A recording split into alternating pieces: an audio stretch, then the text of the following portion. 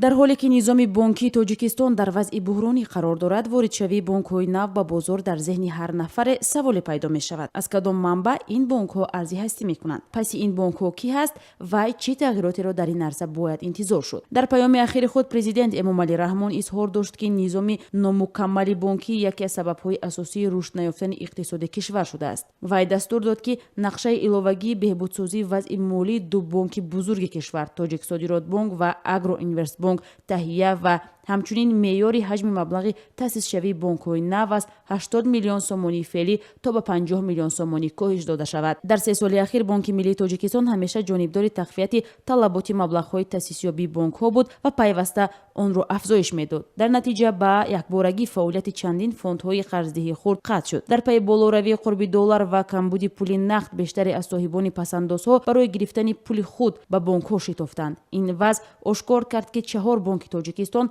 با فعالیت در چنین وضعیت آماده نیستند. فونان بانک و تاجپرام بانک مفلس شدند و تاجیک صادرات بانک و اگرو اینوست بانک در حال نجات یابی دور میزنند. بحران پولی و قرضی و کمبود شدید مبلغ‌ها برای تجارت در این سالها از ارزی هستی کردن بانک‌های نوی که نظیر بانک بین‌المللی تاجیکستان و کاسکامرس بانک مانع نشدند. در پس منظری نشاندادهای ضررآوری فعالیت بانک‌های دیگر، بازینگران نوی بازار بانکداری به رهبری سپیتامین بانک تنها در سال گذشته دستاوردهای بی‌سابقه را صاحب شدند. این بانک در یک سال توانست دارایی‌های خود را تا به 50-60% افزایش دهد. تا 1 ینوری سال 2018 سپیتامین بانک در فهرست بانک‌های تاجیکستان به جایگاه پنجم رسید و دارایی‌های این مؤسسه مالی در یک سال اخیر از 738 میلیون سومانی به بیش از 1 میلیارد و 100 میلیون سومانی رسیده است. برای مقایسه در ماه مارس سال 2014 ذخیره‌های مالی این بانک یک کم بیش از 200 میلیون سومانی بود. در 3 سال این بانک توانست رشد رکوردی دارایی‌هایش را تا به 60% تامین سازد. برخی از کارشناسان بر این نظرند که بانک‌های نو به سادگی مبلغی ضروری تأسیسیابی را پیدا کرده مجوز فعالیت خود را دسترس می‌کنند. این صاحب نظران همچنین می‌گویند که در طول فعالیت خود مؤسسان این بانک‌ها که گویا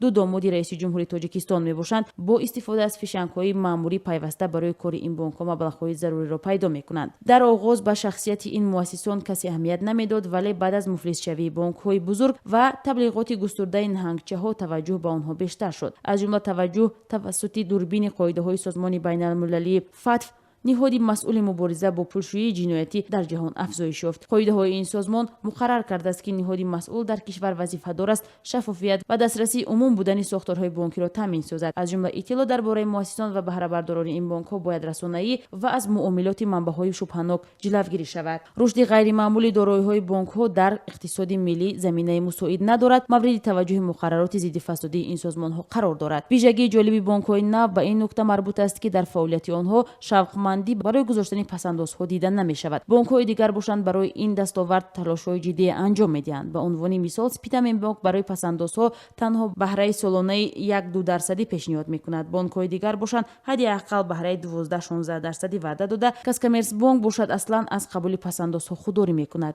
حالا بخشی اصلی بانک‌های تاجیکستان در سامانه و موادهای اطلاعاتی اسم صاحبان خود و نشاندادهای مالی را اعلان نمی‌کنند. از 3 بانکی که رادیوی آزادی به آنها مراجعت کرد، تنها سپیتامین بانک اطلاع مؤسسش را اعلان کرد. صاحب یگانه این بانک شرکت سوغورتوی همنام سپیتامین سوغورتا بوده است. در کاسکامرس بانک و بانک بین‌المللی تاجیکستان از پیشنهاد چنین اطلاع خودداری کردند. با اعتقاد برخی از صاحب نظران شفافیت فعالیت بانک‌ها سوال‌های را به دنبال دارد که این مشکل به سود دایره‌های فساد زده میباشد. کارشناس عرصه بانکداری که نخست نامش افشا شود، بر این نظر است که مخفی نگه داشتن اطلاع درباره صاحبان بانک‌ها اساساً برای رویپوش کردن رابطه‌های مقامات بلندپایه کشور با چنین افراد ضرور می‌شمارد. این کارشناس همچنین میگوید که مقررات فتح در تاجیکستان انتخاباً رعایت کرده می‌شود. با این گفته‌های بانکداران، اقتصاددان مستقل عبدالنظر تقایف نیز موافق است و فکر کرد که باید نه تنها صاحبان سهمیه‌های بانک‌ها بلکه مالکان شرکت‌های را نیز اعلان کرد که در این بانک‌ها مبلغ‌های بزرگی را نگه می‌دارند. سید جعفر عثمانزاده وکیل مجلس نمایندگان تاجیکستان در صحبت با رادیو آزادی گفت که دلایل ضروری برای مخفی نگه داشتن اسم مالکان اصلی و رهبران بانک‌ها را نمی‌داند. رئیس بانک البته که معلوم است مثلا شخصانی که در اونجا سهم دارن ملکیت و پشتیبان‌های او باید برای مشتری هیچ یک مثلا ضرورتی ندارد که او مثلا که مخفی باشد. دانستن او اعتماد مثلا میجاز بلندتر میکند. یادآور میشیم که یکی از بانک‌های تاجیکستان بانک آسیا از سوی مقامات آمریکا ایبدار کرده شد که مالی میلیاردر ایرانی بابک زنجانی است و به فهرست تحریمات دپارتمنت دولتی ایالات متحده آمریکا شامل میباشد. فعالیت این بانک قطع شده، اخیراً بعد از تبدیل نامش دوباره فعالیت خود را ادامه داد.